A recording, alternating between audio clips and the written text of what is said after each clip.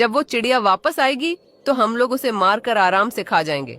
ये कहकर वो दो चील चिड़िया के घोंसले की तरफ बढ़ते हैं, लेकिन उन लोगों को ये नहीं पता था कि घर के अंदर चिड़िया की बेटी भी है। चील को अपने घोंसले की तरफ आते हुए देखकर चुटकी डर जाती है। अरे बाप रे, ये क्या? ये शिकारी चील तो इधर ही आ रहा है। अब मैं क्या करूं? मुझे तो कुछ समझ नहीं आ रहा। ये सोचकर चुटकी जल्दी से खिड़की से बाहर निकलती है। चील और उसकी पत्नी उस घोंसले में घुस जाते हैं। घोंसला छोटा होने के कारण वो दो चील उसी घोंसले में फंस जाते हैं। अरे पति जी, हम लोग तो यहाँ पर फंस गए। तुम चिंता मत करो माही, मैं अभी इस घोंसले को तोड़ता हूँ। ऐसा कहकर वो चील उस घोंसले को तोड़ने लगता है। किसी तरह वो घोंसले को तोड़कर वो दोनों बाहर निकलते हैं, लेकिन तब तक चुटकी दूर जा चुकी होती है। पति जी, ये घोंसला तो टूट गया है, अब हम लोग क्या करेंगे? तुम चिंता मत करो माही, शाम तक किसी तरह तुम्हारे लिए, चीलू के लिए कुछ न कुछ जरूर से लेकर आऊंगा। अब चलो हम लोग घर चलते हैं। ये कहकर वो दो चील वहाँ से उड़ जाते हैं। वहीं दूसरी तरफ रीमा चिड़िया को अनाज मिल जाता है। मुझे अब अनाज मिल गया, मुझे जल्दी से घर जाना चाहिए। वैसे भी मेरी बेटी घर पर अकेली है। जब वो उड़ते हुए जा रही होती है, तभी उसे किसी की आवाज सुनाई देती है। चिड़िया पीछे मुड़कर और एक बूढ़ी पक्षी को देखती है। अम्मा जी, आपको क्या हुआ है? आप ऐसे क्यों चिल्ला रही थीं? बेटी, मैं बहुत भूखी हूँ। मैंने 2 दिनों से कुछ नहीं खाया है। तुम मुझे थोड़ा भोजन दे दो, नहीं तो मैं भूख की वजह से मर जाऊंगी। ये सुनकर रीमा अपने अनाज में से आधा अनाज बूढ़ी चिड़िया को दे देती है। वो बूढ़ी अम्मा अनाज खा लेती है। चिड़िया बेटी, तुम्हारा बहुत बहुत धन्यवाद। तुमने मुझे भोजन दिया, नहीं तो मैं भूख से मर जाती। तुम बहुत अच्छी हो। अम्मा जी, धन्यवाद की क्या बात है? ये तो हमारा फर्ज होता है कि हम दूसरों की मदद करें। अच्छा, अब मैं चलती हूँ।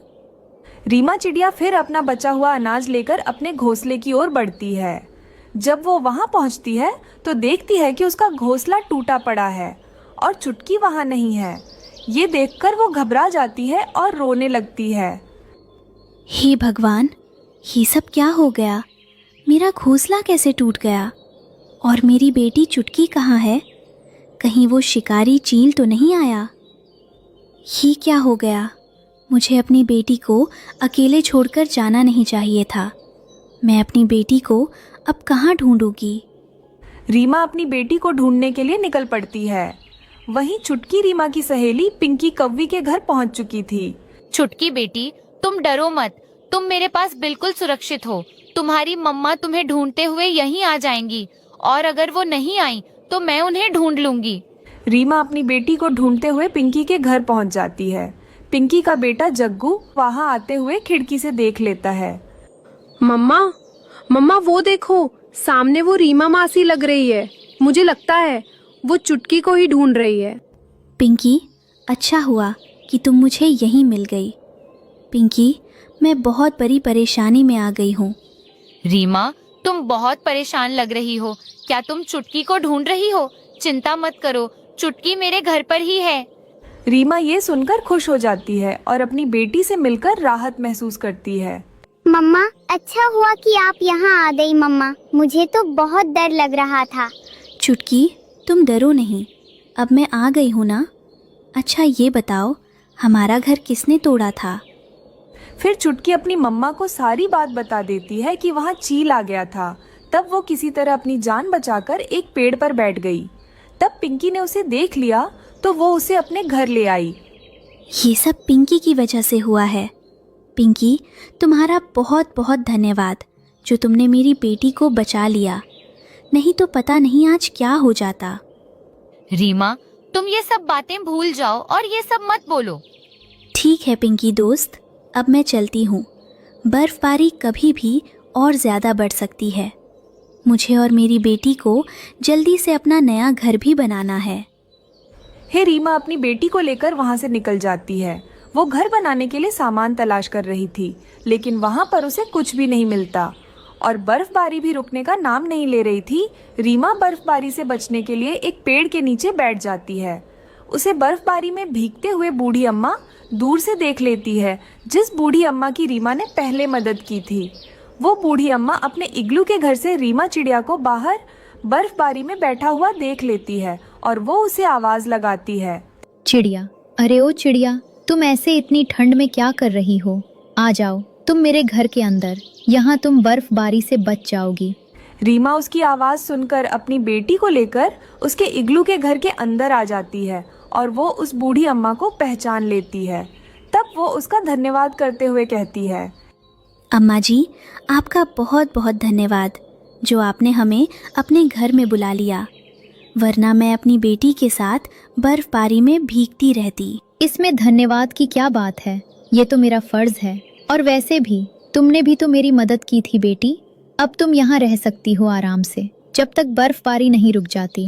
ये सुनकर चिड़िया और उसकी बेटी खुश हो जाते हैं। फिर बर्फबारी रुकने तक वो दोनों बूढ़ी अम्मा के इग्लू के घर में ही रहते हैं, घने बर्फीले जंगल में, जहाँ देवदार के पेड़ बर्फ की चादर ओढ़े खड़े थे और हवा में बर्फीली ठंडक थी। एक छोटा सा आशियाना था। यहाँ रीमा चिड़िया, उसका मेहनती पति टुन्नू चिड़ा और उनकी प्यारी बेटी छुटकी चिड़िया खुशी से रहते थे। सुबह का समय था।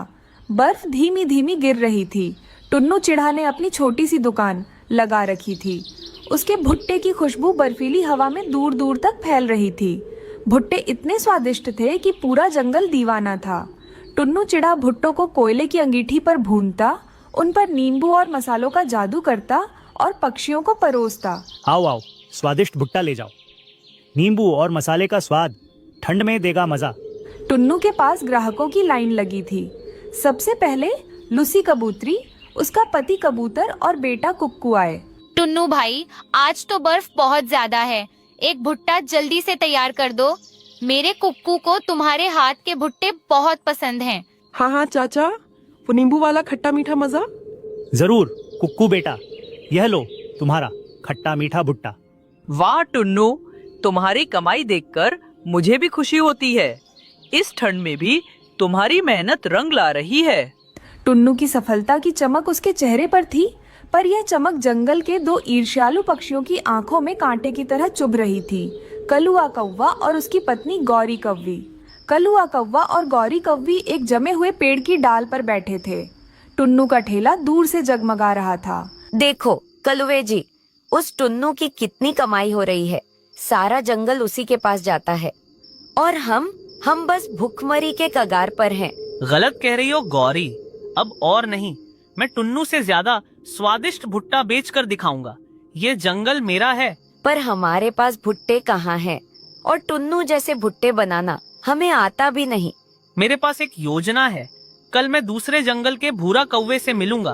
वो भुट्टे बेचता है, मैं उससे खरीद कर लाऊंगा और भुट्टा ठेला लगाऊंगा। फिर देखना टुन्नू का खेल कैसे खत्म होता है। अगले दिन कलुआ कौवा दूसरे बर्फीले जंगल से भूरा कौवे से थोक में भुट्टे खरीद कर ले आया और टुन्नू के ठेले के ठीक सामने अपना भुट्टा स्टॉल लगा लिया। कलुआ कौवा बड़े आत्मविश्वास से अपने भुट्टे बेचने लगा। ताजे भुट्टे सबसे सस्ते, आओ मेरे भुट्टे खाओ, टुन्नू से बेहतर। चाचा चाची, हमारे ठेले पर आइए। लेकिन ग्राहकों ने उसके भुट्टों को सूंघा और मुंह बनाकर टुन्नू के ठेले पर चले गए। नहीं, कलुआ के भुट्टे में वो स्वाद नहीं है, ये तो सूखे और फीके हैं। टुन्नू के भुट्टे में असली नींबू और मसालों का जादू होता है। कलुआ कौवा का चेहरा उतर गया। उसके पास एक भी ग्राहक नहीं आया। देखा, मैंने कहा था टुन्नू को हराना आसान नहीं है। उसके भुट्टों में कुछ तो खास है। टुन्नू, तुम्हारी यह खुशी अब ज्यादा दिन नहीं रहेगी। उसी रात जब पूरा जंगल गहरी नींद में था और बर्फ तेजी से गिर रही थी, कलुआ कौवा ने अपने दिल में दुर्भावना लिए टुन्नू के भुट्टा ठेले को अपने चोंच से बुरी तरह तोड़ दिया। अगली बर्फीली सुबह टुन्नू चिड़ा अपने ठेले को टूटा हुआ देखकर एक पल के लिए उदास हुआ। ये किसने किया? ये तो हमारी मेहनत का सहारा था। रीमा, यह किसी दुश्मन का काम है, मगर कोई बात नहीं। टुन्नू चिड़ा हिम्मत हारने वालों में से नहीं है। यह शरीर है तो मेहनत भी है। छुटकी बेटा, अब हम ठेले पर नहीं, सर पर टोकरी रखकर भुट्टा बेचेंगे। चलो भुट्टों को भूनना शुरू करो। टुन्नू चिड़ा ने टोकरी में भुट्टे रखे और सिर पर टोकरी लेकर बर्फीले जंगल में घूम घूम कर आवाज लगाना शुरू कर दिया। आश्चर्यजनक रूप से पक्षी टुन्नू से ही भुट्टे खरीदने लगे। उन्हें टुन्नू की ईमानदारी और हिम्मत पर और भी ज्यादा भरोसा हो गया। टुन्नू भाई, हमें आपका टूटा हुआ ठेला देखकर बहुत दुख हुआ, पर आपकी हिम्मत को सलाम। हम सब आपके साथ हैं। एक दिन कलुआ कौवा अपने पुराने बर्फीले पेड़ पर अपने दोस्त भूरा कौवे से बात कर रहा था। हाँ, मैंने ही उसका ठेला तोड़ा। मैं इस जंगल का सबसे सफल भुट्टा विक्रेता बनूंगा। उसे कौन सा पता चलेगा। पर अभी भी सब लोग उसी से खरीदते हैं। तुम्हें कुछ और करना होगा। यह सब पास के ही एक बर्फ से ढके झाड़ी में बैठा तोता सुन रहा था। तोते की आंखें गुस्से से लाल हो गईं। ये तो बहुत बुरा किया। टुन्नू इतना भला है और ये दुष्ट उसे नुकसान पहुंचा रहा है। मुझे तुरंत टुन्नू को बताना होगा। तेजी से बर्फ में उड़ते हुए तोता टुन्नू चिड़ा के पास पहुंचा। टुन्नू, एक भयानक बात सुनो। तुम्हारा ठेला कलुआ कौवा ने तोड़ा है। मैंने अभी अभी उसे भूरा कौवे से बात करते सुना है। वो ये सब इसलिए कर रहा है क्योंकि वो तुमसे जलता है। कलुआ, मैं जानता था कोई तो है। तोते ने यह खबर जंगल के सभी पक्षियों को सुना दी। लूसी कबूतरी, कबूतर, कुक्कू और सभी पक्षी ये कलुआ की इस नीच हरकत से बहुत नाराज हुए। अगले दिन जब कलुआ कौवा बड़े आराम से अपना खाली पड़ा ठेला लगा रहा था, तो सारे पक्षी एक साथ उसके पास आए। कलुआ, तुमने टुन्नू का ठेला क्यों तोड़ा? तुमने एक मेहनती पक्षी को धोखा दिया। मैंने कुछ नहीं किया। तुम सब झूठ बोल रहे हो। झूठ नहीं, तोते ने सब सुन लिया है। हम सब जानते हैं कि तुम टुन्नू की कामयाबी से जलते हो। तुमने सिर्फ टुन्नू का नुकसान नहीं किया कलवे, तुमने दोस्ती, मेहनत और ईमानदारी का अपमान किया है। सारे पक्षी मिलकर उसके ठेले को तोड़ देते हैं। पापा, ये सब हमें सबक सिखा रहे हैं। हमें माफी मांगनी चाहिए। मुझे माफ कर दो टुन्नू। मेरी ईर्ष्या ने मुझे अंधा कर दिया था। मैं अपनी गलती मानता हूँ। कलुए, मुझे पैसों का नुकसान नहीं, तुम्हारी नीयत का दुख हुआ। मेहनत और ईमानदारी से कमाओगे तो सब कुछ मिलेगा। कलुआ कौवा को अपनी गलती का एहसास हुआ। उसने वादा किया कि वह अब से ईमानदारी से काम करेगा और इस बर्फीले जंगल में टुन्नू चिड़ा और उसके परिवार ने एक बार फिर साबित कर दिया कि सच्चाई और हिम्मत हमेशा ईर्ष्या और धोखे से ज्यादा मजबूत होती है।